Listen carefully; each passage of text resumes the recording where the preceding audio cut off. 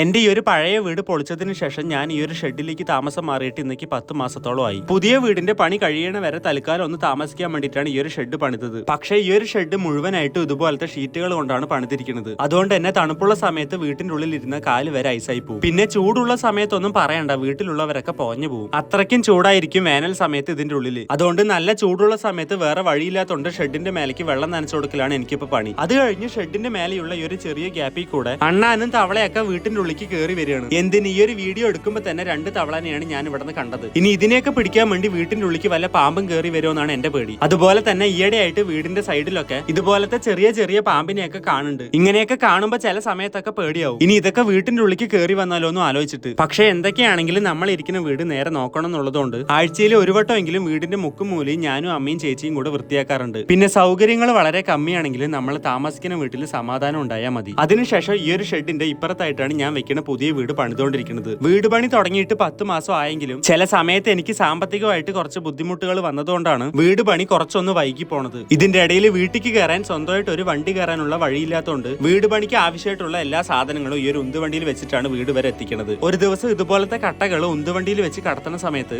അറിയാണ്ട് എന്റെ വിരലടിയപ്പെട്ട് വിരൽ ഇതുപോലെ പൊട്ടിപ്പോയിണ്ടായിരുന്നു. അങ്ങനെ ഇപ്പൊ എല്ലാ പണികളും തടസ്സങ്ങളൊന്നും ഇല്ലാതെ കഴിഞ്ഞ് ഈ വർഷം തന്നെ പുതിയ വീട്ടിൽ ഇരിക്കാൻ പറ്റണേന്നാണ് എന്റെ ഒരു ആഗ്രഹം.